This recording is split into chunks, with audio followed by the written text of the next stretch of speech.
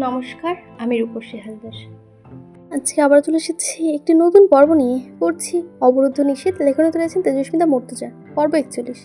অন্তুর মাথায় শুধু ঘুরছিল, আচ্ছা পলাশ কি এই পৃথিবীতে একাই এমন নির্যাতনকারী?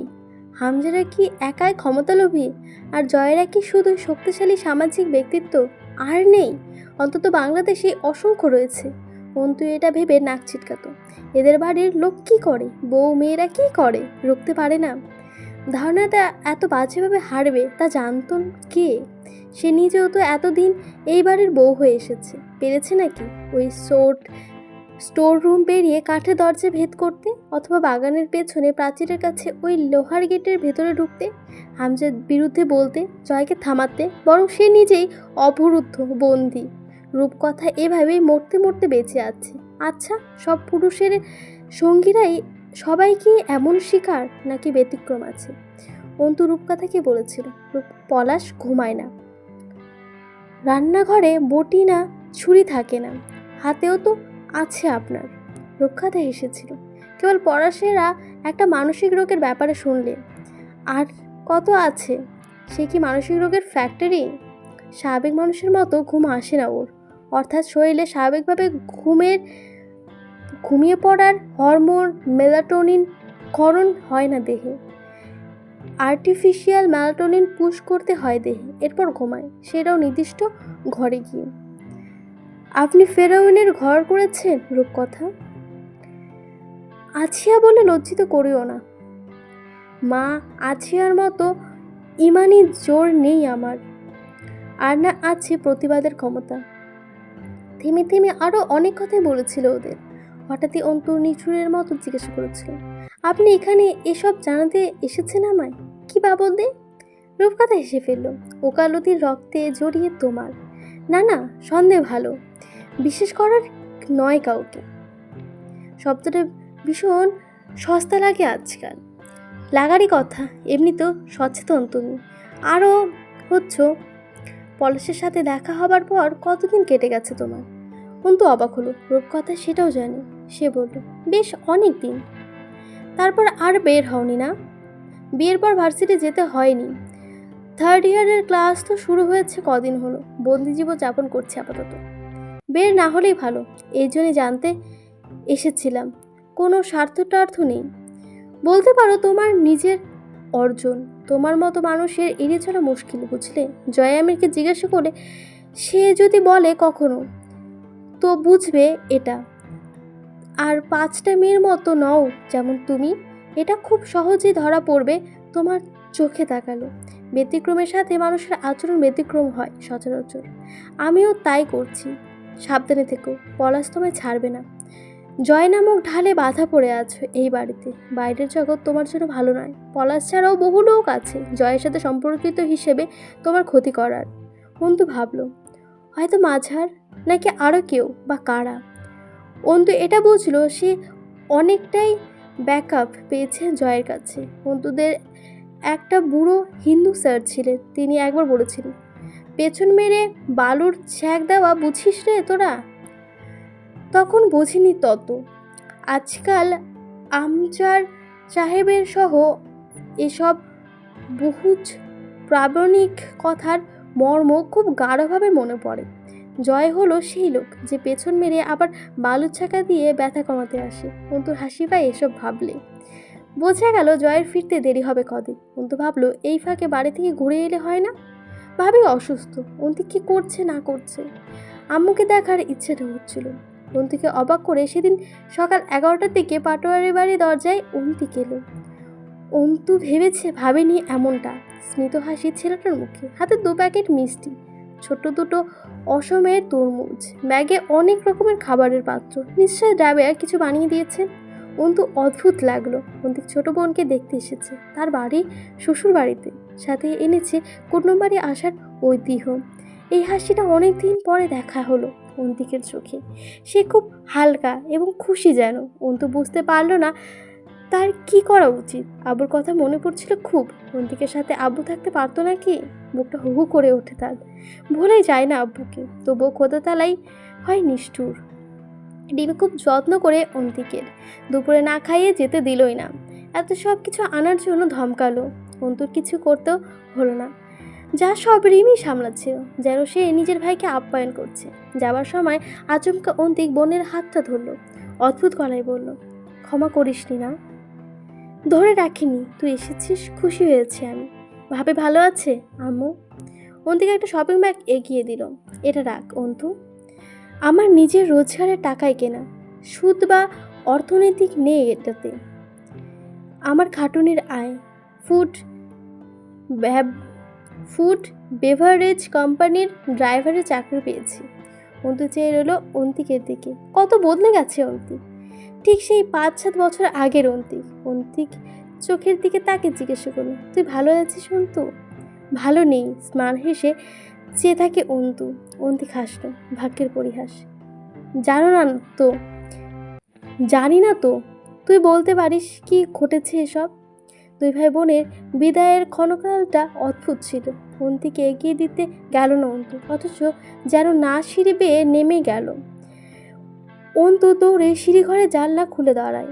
রাস্তায় দেখা যাচ্ছিল অন্তিককে হেঁটে এগিয়ে যাচ্ছে। কত দূর দেখা গেল, ছেয়ে রইল। পেছনে এসে দাঁড়ায় রিমি। সে কাল সারা রাত ধরে অন্তুর গল্প শুনেছে। দুপুরে গোসল করে পরলো সেই পোশাকটা। সে বুঝলো ভাবি বানিয়েছে জামাটা। মার্জিয়ার টুকটাক ভালোই দর্জির কাজ জানে। বারবার আয়নার সামনে গিয়ে নিজেকে দেখছিল, বিয়ের পর বাপের বাড়ি থেকে আসা তোহফা। রিমি মুগ্ধ চোখে দেখে, বলল, খুব সুন্দর দেখাচ্ছে তোমাকে অন্তু। অন্তু চমকালো। এই বাড়িতে কে অন্তু ডাকতো? কেউ ডাকতো না তাকে। হুমায়ুন পাটোয়ারি শাহানাকে নিয়ে ফিরলেন বিকেলের দিকে।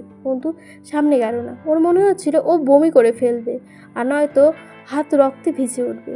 দিনের দুপুরে রক্তে হাত ধুতে নেই, তাই হাত তো আর হামজার মতো দক্ষ নয়। তরু তুলির কাছে একা ছিল। রিমি সন্ধ্যার পর বেরিয়ে গেল ক্লিনিকের উদ্দেশ্যে। তরু একা একা সামলাতে পারবে না। সীমান্ত নিখোঁজ। এদিকে চারদিকে তোলপাড় চলছে। পুলিশ ফোর্স নিয়ে চারদিকে খোঁজ তল্লাশি চালাচ্ছে। ঝন্টু সাহেব চেষ্টার ত্রুটি করছে না। বোনের ছেলে গুম, প্রথম সন্দেহ পাটোয়ারের বাড়ি তাদের। কিন্তু হাতে ক্ষমতা না থাকলে সন্দেহ হতা। হামজাকে কল করে জিজ্ঞাসাবাদ করা হয়েছিল। সে বলেছে তার কাছে এসেছিল ঠিকই, তবে চলে গেছিল 10 মিনিট পরেই। এরপর আর দেখা হয়নি। সে মেয়র মানুষ, তাছাড়া দাপটটাই আলাদা। প্রশাসনের কর্মকর্তারা খুব বেশি জোর দিয়ে জিজ্ঞাসাবাদও করতে পারে না। অন্তু ঘরের দরজাটা ঈশার আজান পড়তেই টোকা দিল। তার মনে কিসের এক শঙ্কা জেগেছে। হুমায়ুন পাটোয়ারির মুখটা মনে পড়লেই বুকের ভেতর ছ্যাদ করে ওঠে। শরীরের এক প্রকার শিহরণ টের পাচ্ছিল। রাতে খেতেও বের হলো না সে। শাহানা কতবার ডাকলেন নামাজ পড়ে খেয়ে নেবে বলে কাটিয়ে দিল। এত বড় বাড়িতে ওরা 3 জন, তার মাঝেও একা গা শিরশির করছিল। বেডসাইড টেবিলের ওপর পড়ে আছে জয়ের কাজু বাদামের পাত্রটা। সারা ঘরের দেওয়ালে অনেক ছোট বড় টাঙানো ছবি। ঘরের মধ্যে পায়চারি করতে করতে বারবার সেসবই চোখে পড়ে। অন্তরাত্মা পুড়ে উঠছিল। আখির লাশটা চোখ থেকে সরছে না। বহুদিন ভুলেছিল, তা তাজা হচ্ছে। ত্বকের নিচে মাংসপেশিতে কেমন একটা অস্থির বোধ হচ্ছিল উত্তেজনায়। জয় যদি আখির নিজের একটা ক্ষতর জন্য দায়ী হয়, অন্তু ওয়াদা করে ফেলল চট করে, এক কোপে ধর থেকে মাথাটা আলাদা করে ফেলবে সে জয়ের। আর হুমায়ুন পাটোয়ারি, হামজা, পলাশ এরা ওর লাগালের বাইরে, তাই বলে মাফ? রাত তখন 1টা বাজবে। অন্তু তখনও উদাস পায়ে ঘরের মেঝেতে পায়চারি করছে। ফাঁসির শির অসহ্য উত্তেজনা, রক্তে আগুন জ্বলছে। অথচ নারীমণি দ্বিধা। হুমায়ুন পাটোয়ারিকে নিজের সন্দেহের ওপরই এত ভয় রাখছিল। অন্য কেউ হলে হতো, মামা শ্বশুর মানুষ, যদি নোংরা হাত অল্প বাড়ায় তার দিকে। অন্তুর গাটা মৃত রোগীদের মতো কাঁপুনি দিয়ে উঠল। নিস্তব্ধ অবরুদ্ধ রাত। ঘরের জানলা দরজা সব বন্ধ। তবুও অন্তুর মনে হচ্ছিল কেউ যেন এই দরজা ভেঙে এসে তার দিকে হাত বাড়াবে। সে এই ভয়টা প্রথম অনুভব করেছিল পলাশের রুফটপে। জানলার বাইরে কেউ গুমড়ে উঠল না। অন্তুর সজাগ হয়ে ওঠে। এখানে প্রশ্নবোধক চিহ্ন ছিল, তো এটা এরকম হবে, জানলার বাইরে কেউ গুমড়ে উঠল না। অন্তু সজাগ হয়ে ওঠে। কোনো মানুষের চাপা খ্যাত খ্যাত আওয়াজ। গা ছমছমে লাগছিল, যেন কেউ কোনো জীবন্ত কারো রক্ত পান করছে। জয়ের রুম সদর ঘরের শুরুর দিকেই। বাড়ির গঠনটাই আজব, বাইরে থেকে একই রকম, ভেতরটা অন্য কিছু। অন্তুর মনে হলো নিচ থেকে গোঙানি বা ধস্তাধস্তির আওয়াজ আসছে। পরে ভাবলো বৃদ্ধ ঘর, বাতাসের ঘাটতির কারণে এমন ঘ্যাত আওয়াজ কানে বাজছে। দোতলা সদর দরজায় টোকা পড়েছে এবার। অন্তু সচেতন হলো, এই মাঝরাতে কে এসেছে? জয়। দ্বিধায় ভুগতে ভুগতে একসময় ড্রয়ার খুলে পছন্দ মতো একটা ট্র্যাগার তুলে নিল হাতে। ছোটোখাটো অস্ত্রাগারই বটে জয়ের রুমটা। দরজার সামনে গিয়ে মিনিট 5 এপাশ ওপাশ থেকে জবাব না পেয়ে মন মতো দাঁড়িয়ে রইল। যতবার জিজ্ঞাসা করলো কে, প্রতিবারই অস্পষ্ট স্বরে শুনতে পেল, খোলো। জয়। তুমি সম্বোধন ব্যাপারটি খুব গোলমেল তৈরি করলো। ডাকার হাতে উঁচিয়ে ধরে দরজাটা খুলতে কেউ একজন হুড়মুড়িয়ে ঢুকে দরজা আটকে তবে পেছন ফিরল। কিন্তু তখনও ট্র্যাগার নিতে প্রস্তুত, অথচ আগুনাস্তিকের মাঝে তাকে আক্রমণ করার কোনো তাড়া নেই। অন্তু অবাক হলো। মুখটা কালো হাজি রুমালে বাঁধা, কালো জ্যাকেট, কালো প্যান্ট, হাই বুট, জুতো পায়ে, হাতে কালো গ্লাভস। শরীরের শুধুমাত্র চোখ এবং মাথা ভর্তি ঘন চুল ছাড়া কিছুই দেখতে পাওয়ার উপায় নেই। চোখের মণি ডাইনিং স্পেসের ডিম লাইটের আলোয় জলজল করছিল। কিন্তু পেছন ফিরে দেখল হুমায়ুন সাহেব রুমের দরজা এখনও ভেতর থেকে বন্ধ। গভীর ঘুমে রয়েছে তারা। কিন্তু শক্ত করে জিজ্ঞাসা করল, কে আপনি? আগন্তুক ঠিক জয়ের মাফিক লম্বা, আশপাশ দেখে নিয়ে বলল, আপনি জয়ামিনীর স্ত্রী? সঠিক ধরেছি? ভরাট স্বর, গমগমে তেজ, যেন কণ্ঠের আগার। অন্তু সে জবাব না দিয়ে বলল, আপনি কে? এভাবে ডাকাত অথবা আততায়ীর মতো কারো অন্দরে প্রবেশ করাটা অভদ্রতা বোধ হয়। তাহলে আমি আজই ভদ্রলোক নই। ভদ্রলোক হবার যুগ নয় এটা। পথ ছাড়ুন। উদ্দেশ্য না জেনে ভেতরে যেতে দেবার নয়। কে আপনি? জবাব দিন। উদ্দেশ্য জানলে যেতে দেবেন এমনটাও তো মনে করছি না। কেন এসেছেন এখানে? সোজা জবাব দিন। আমার মনে হয় না আপনি আমার আসরে বোধ রখতে পারবেন, পথ রখতে পারবেন, কারণ আপনি নিশ্চিত এতক্ষণে আমি আপনার বিশেষ ক্ষতি করব না।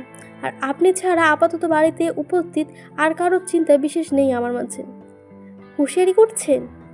ধারণা করছি। সময় কম হাতে, সরে দাঁড়ান। ভেতরে কি কাজ আপনার? আপনার মামা শ্বশুরের ঘরটা কোন দিকে? ঘরটা দেখিয়ে দিন।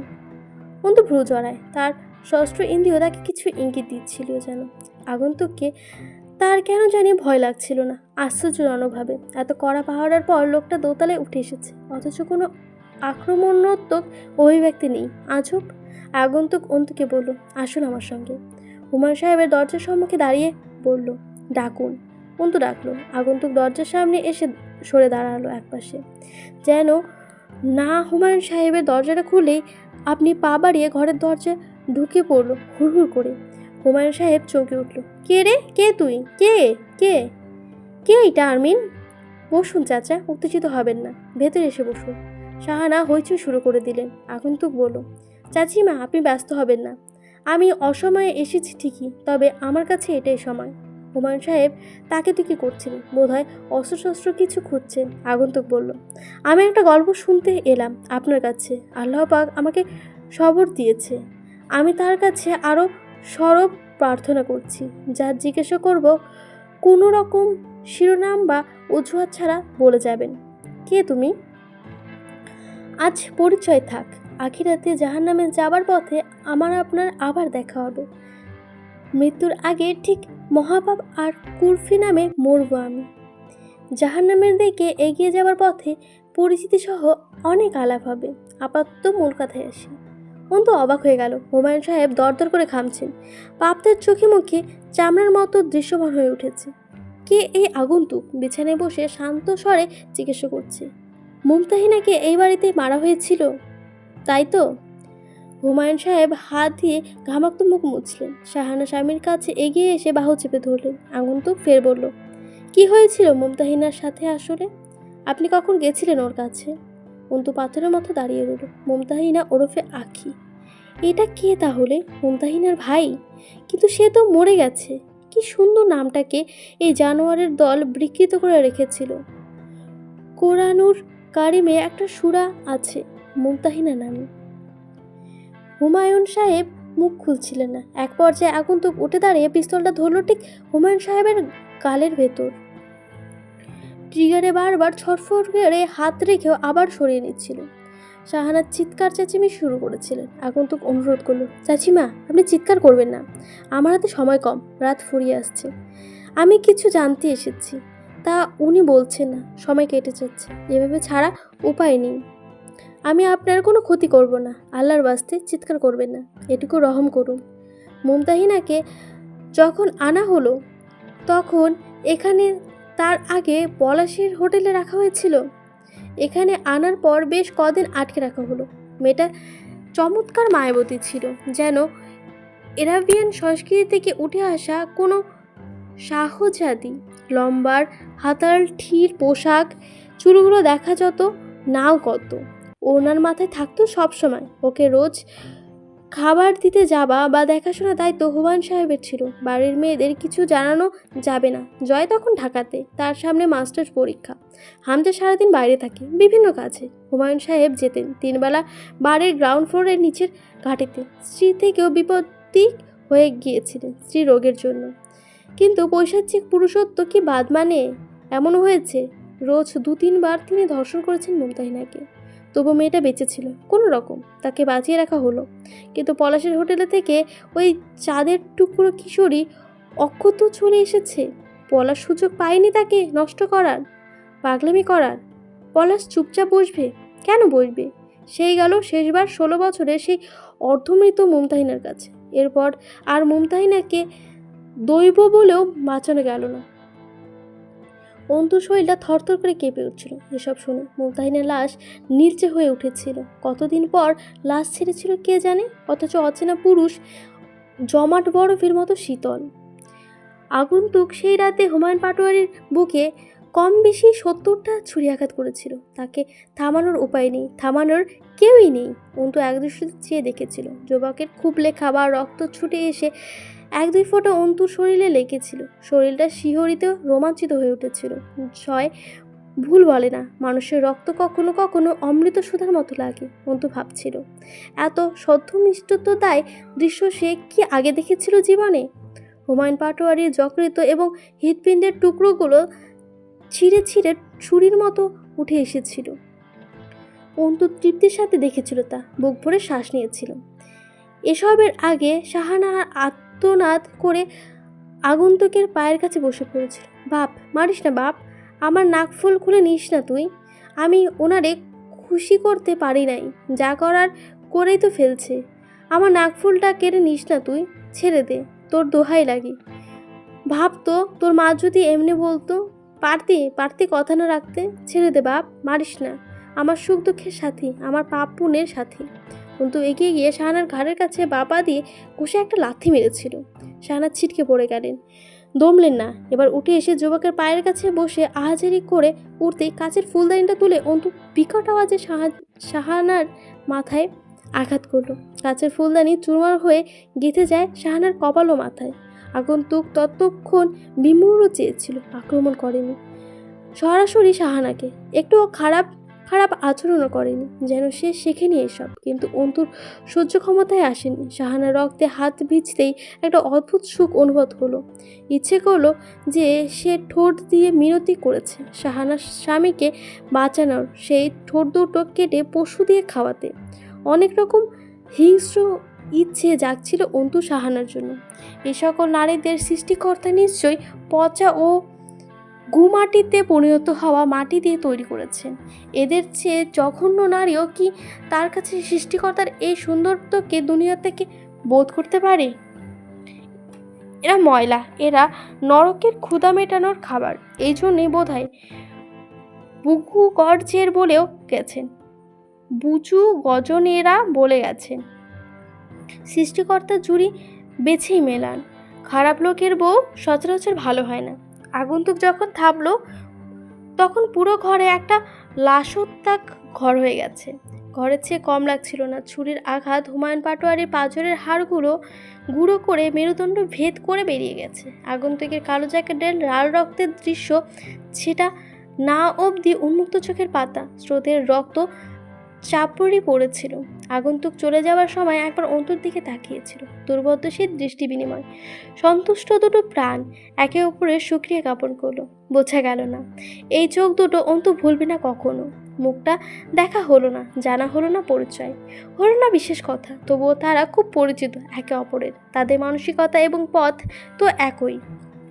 সকালে দেখা গেল ওয়ার্কশপের সামনে এবং বাগানের ধারে ছেলেদের যে আবাসিক একতলা বিল্ডিংটা আছে, সেখানে লাশ বিছিয়ে আছে।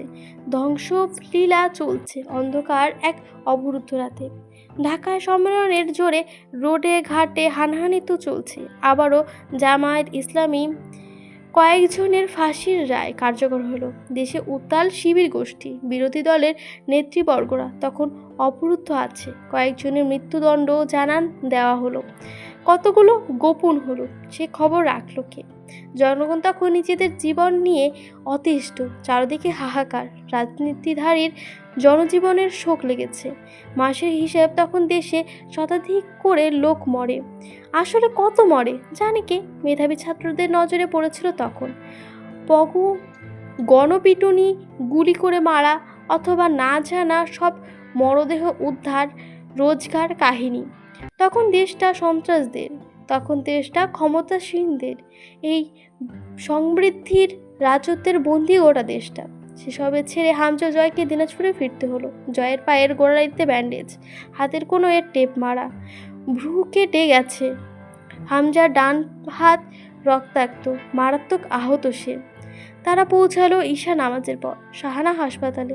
অবস্থা খারাপ, তুলি অসুস্থ অবস্থায় চলে এসেছে বাড়িতে। বাড়ি ভর্তি লোকজন আর পুলিশ, কিন্তু কোথাও অন্তু নেই। জয় ঘরে ঢুকতে অবাক হয়ে গেল, মেয়েটা কোথায় গেছে? মামার লাশের পাশে পুলিশ সহ বাড়ির গভর্নমেন্ট এজেন্সি থেকে লোক এসেছে। মেয়রের বাড়িতে মেয়রের তারই বাবার এমন নৃশংসতহ হত্যাকাণ্ড। সেসব ফেলে জয় ছুটল অন্তুকে খুঁজতে। গালির খই ফুটছে মুখ দিয়ে। এই অসময়ে হয়রানি না করলেই না। অন্তুদের বাড়িতে গিয়ে যখন জানলো অন্তু যায়নি সেখানে, তখন টনক নড়ল, বকে উঠল। শালীর মেয়ে পেরেশানি ছাড়া আর কিছুই করলো না জীবনে। কোথায় যেতে পারে? এমন কোনো জায়গা নেই যেখানে অন্তুর মতো ঘরবন্দি মেয়ে যেতে পারে। হন্য হয়ে চারদিকে খুঁজল, কোথায় খুঁজবে এই রাতের বেলা মেয়েটাকে। মাথা গরম হয়ে উঠেছিল। গোটা শহর ঘুরল, ততক্ষণে উত্তেজনা শেষে চট করে মাথায় এলো, খুনি অন্তুর কোনো ক্ষতি করেনি তো? পর্বটা এখানে শেষ হয়ে গেল। কেমন লেগেছে অবশ্যই জানাবেন। আর আমার পর্বগুলো পড়তে গেলে প্রচুর ভুল যাচ্ছে, কারণ না প্রচুর টাইপিং মিস্টেক রয়েছে। টাইপিং মিস্টেক থাকতে পারে এত লেখে, তো মানে রয়েছে, যার জন্য আমাকে পড়তে খুব অসুবিধা হয়। আমি তারপরও যতটা পারি ঠিক করে পড়ার চেষ্টা করি, আর যেগুলো ভুল হয়ে যায় সেসব তো হয়ে যায়। আপনারা একটু মানিয়ে নেওয়ার চেষ্টা করবেন। ভালো হলে অবশ্যই লাইক কমেন্ট এবং সাবস্ক্রাইব করে দেবেন। আসছি আজকে, ধন্যবাদ।